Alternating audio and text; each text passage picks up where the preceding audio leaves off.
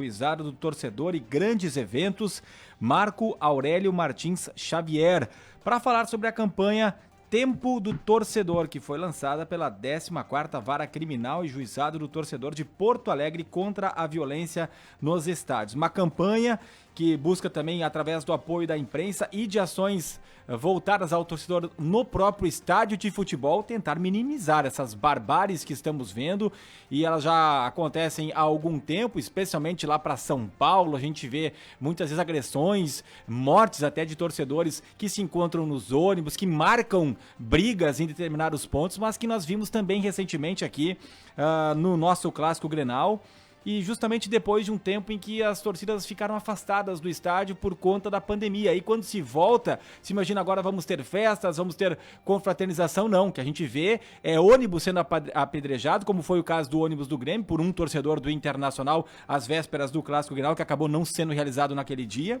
no final de fevereiro. Dias antes, o ônibus do Bahia também, que estava chegando para um jogo, foi apedrejado, e o ex-goleiro do Inter, hoje goleiro do Bahia, Danilo Fernandes, também foi atingido. No caso do ônibus do Grêmio foi o Vila Sante. Então tem que ter consequências, tem que ter punições, e sem falar de outros atos, né? Pegar aqui também o Clássico Grenal, teve punições para a torcida do Inter e para a torcida do Grêmio, uma por jogar rojões na outra e outra por atos racistas. Então tem muita coisa errada aí nos nossos torcedores, e é importante a gente botar a luz, botar o foco nesse assunto e falar sobre o que de fato vem a ser essa campanha de conscientização contra a violência nos estádios, como é que ela ganhou força e o que está sendo realizado já. Um bom dia para o senhor, Dr. Marco Aurélio Martins Xavier, tudo bem? Tudo bem, obrigado. Eu não sei se falo com o Nicolas, com o Ricardo. Ou com a Rita, ou com os três. Mas os três estão aqui. Bom dia. Para mim é uma imensa satisfação poder participar do programa da Rádio Independente, né, de Lajeado,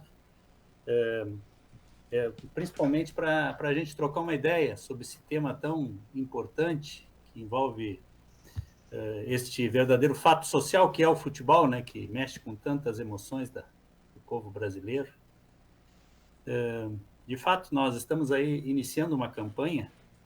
Quero deixar bem claro que ela nada tem a ver com esses fatos pontuais aí que tu referiste. Na realidade, essa campanha ela vem sendo gestada desde o ano passado. Nós viemos produzindo esses vídeos, né, que eu vou explicar já para vocês, que tem o propósito de estabelecer algumas medidas primeiro, estabelecer uma linha de comunicação, poder público com o torcedor propriamente dito. E a partir dessa linha de comunicação se buscar uma comunicação útil, né? Principalmente para o torcedor que frequenta os estádios e que precisa estar bem alertado e bem orientado sobre seus direitos, sobre suas obrigações, sobre as questões envolvendo as instituições, e também bem alerta sobre a criminalidade mais incidente no ambiente dos estádios, até para que o torcedor genuíno, que é aquele que é o grande destinatário do nosso trabalho, ele possa se proteger. Em relação a esses fatos que tu referiste, que foram fatos criminosos que envolveram os grenais e esta onda de violência que, infelizmente, ela se alastrou ao longo do país, não é com prevenção que se combate, nós combatemos com responsabilização.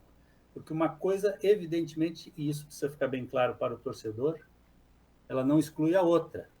Muito ao contrário. As duas trabalham em prol da pacificação do ambiente dos estádios. E isso se realiza com atividades de prevenção, que é aquele diálogo natural que todas as pessoas devem ter entre si, principalmente aquelas com responsabilidade pública, mas também com ações objetivas, demonstrando claramente para o torcedor que nenhuma ação criminosa no ambiente do estádio pode ficar impune. E essa é uma máxima que a gente leva à risca aqui na 14ª Vara Criminal, que é a vara responsável pelo trabalho no ambiente dos estádios de futebol.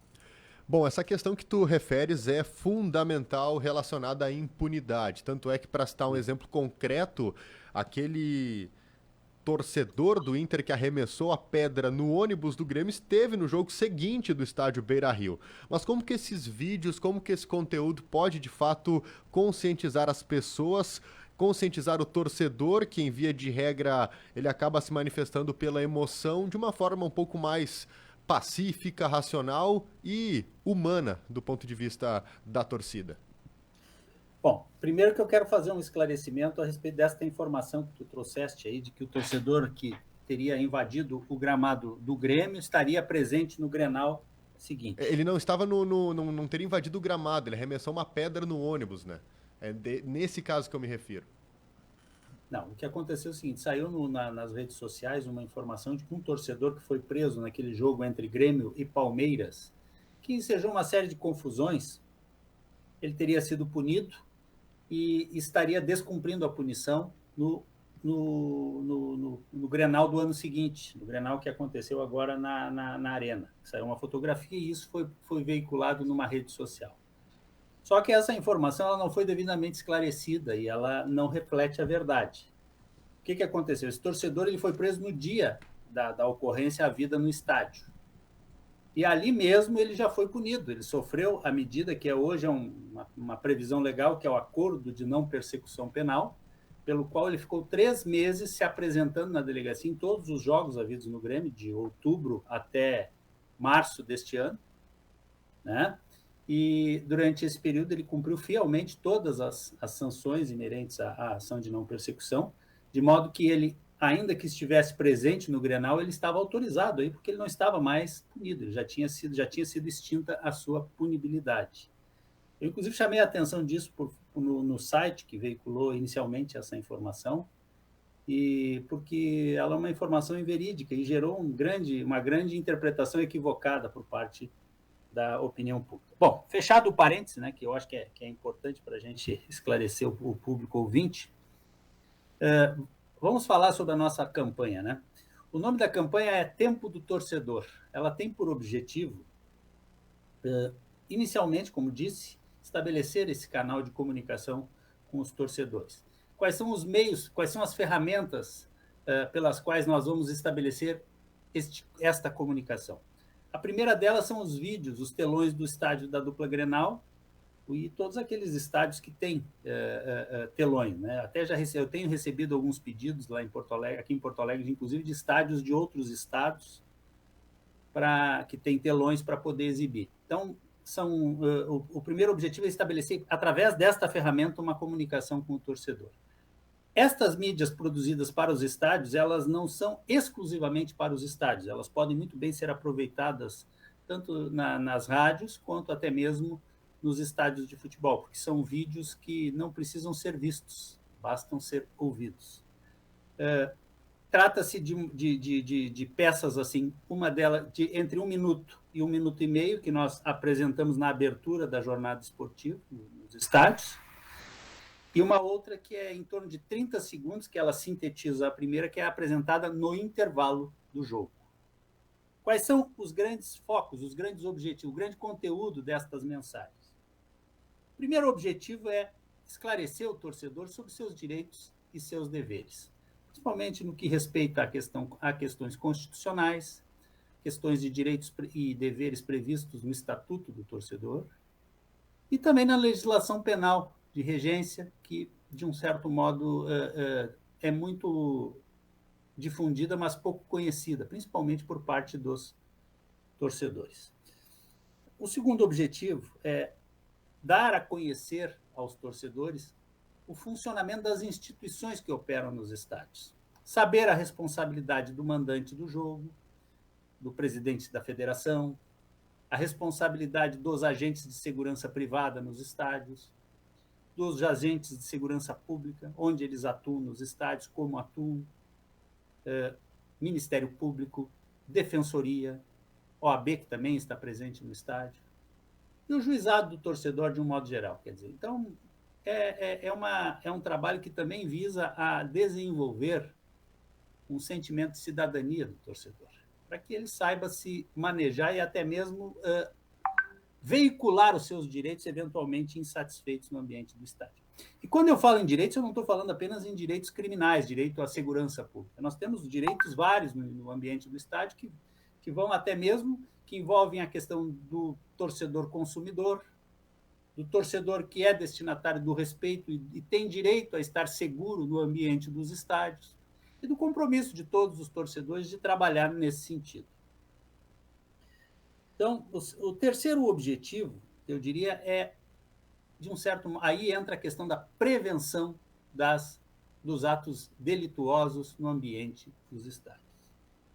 Estamos conversando com o juiz de direito titular do Juizado do Torcedor e Grandes Eventos, Marco Aurélio Martins Xavier. Desculpa fazer essa interrupção, mas eu gostaria só de fazer mais uma observação em relação a isso que o senhor está falando, que quem sabe, em função de ser um evento esportivo, por exemplo, um jogo, né, um momento em que as pessoas vão como diversão mesmo e acabam ficando despreocupadas com essa outra, né, com a questão legal da situação e acabam achando que né, enfim, é diversão, é um momento de extravasar ali, né, todo o estresse, talvez dos últimos tempos aí também em relação à pandemia, apesar de que isso já acontecia antes também.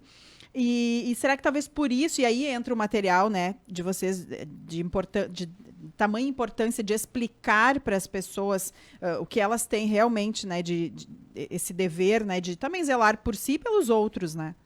Sem dúvida. O ambiente do estádio, historicamente, ele sempre foi, ele se tornou ao longo dos anos um espaço de extravasamento de emoções, como tu mesmo disseste. E se criou uma cultura, infelizmente, uma cultura deletéria para aquele ambiente, de que ali o sujeito, nesse afã de extravasar, ele poderia fazer tudo, falar o que bem entendesse, agir como bem entendesse, desde que estivesse no ambiente do estádio. O Estatuto do Torcedor veio, de certo modo, dar uma contida nesse ímpeto, né? E acho que fez muito bem, porque é importante que se diga, o Estatuto do Torcedor ele veio, de um certo modo, junto com aquele processo de civilização dos estádios. Eu digo que é o processo de modernização que os estádios trouxeram, principalmente a partir da Copa do Mundo, porque os clubes investiram e melhorou muito o ambiente dos estádios. E na esteira deste investimento também vieram as exigências, né, de um comportamento mais urbano, mais tranquilo e respeitando os limites que o Estatuto prevê, né? Eu sempre digo que no ambiente do estádio tem dois sentimentos que eu vejo assim que são absolutamente fonte de violência. Primeiro é o fanatismo. Todo torcedor ele é um apaixonado pelo seu clube, gosta, senão não iria ao estádio, não iria comprar os produtos do clube, não iria torcer propriamente dito. Só que esse sentimento, ele não pode se transformar, essa paixão não pode se transformar em fanatismo, porque daí o indivíduo perde a noção dos limites das suas emoções. E o segundo componente que eu vejo que é bastante assim, criminógeno nos estádios é a rivalidade, porque uma coisa misturada com a outra é uma combinação absolutamente ruim para o ambiente dos estádios. Então, essa campanha ela procura trazer essa conscientização que a gente pode torcer, pode sentir intensamente e fervorosamente emoções pelo nosso time. Podemos, inclusive, ter uma desafeição pelo time adversário, e às vezes é um rival direto, mas isso precisa ser contido. E a contenção está nos limites da civilidade, do relacionamento com o outro, do respeito ao outro, que deve também coexistir no ambiente dos estádios. Tá certo. Doutor Marco Aurélio Martins Xavier, parabéns aí pelo trabalho, pela ação e que os torcedores se conscientizem, né? A gente sabe que, infelizmente, muitas vezes essas ações, elas refletem naquelas pessoas que vão com a família, que vão para torcer, que vão pelo bem, né? Aqueles que fazem essas arruaças, que muitas vezes não dá nem para classificar como torcedor, eles nem estão do lado de dentro do estádio ainda quando acontece a apresentação no telão, não sei se dão bola também para quando isso vai para mídia, mas não se pode esmorecer, né? Temos que tentar, temos que brigar no bom sentido para que essas pessoas elas não causem mais problemas para o esporte. O esporte é para ser coisa boa, né? Para gente, como disse a Rita agora há pouco, para esparecer, para torcer pelo seu time, mas não para gerar briga e muitas vezes até mortes. Menos mal que até aqui no Rio Grande do Sul, comparado com outros estados, até outros países, a situação não é tão complicada, mas os últimos fatos aí colocam um ponto de alerta bem importante. Então, vamos acompanhar também a Rádio Independente no que for possível, vai ser parceira também dessa ação aí, a campanha Tempo do Torcedor. Obrigado pela sua participação e uma boa semana. Eu que agradeço, desejo também uma ótima semana, um bom dia para todo o público ouvinte. Quero dizer que o juizado, ainda que ele converse, oriente, trabalhe na prevenção, ele não se abstém em absoluto de aplicar todas as normas e as sanções cabíveis aos atos delituosos havidos nos estádios, tá bom? Muito obrigado e felicidades para todos. Muito bem, juiz de direito titular do Juizado do Torcedor e Grandes Eventos, Marco Aurélio Martins Xavier, falando sobre essa campanha Tempo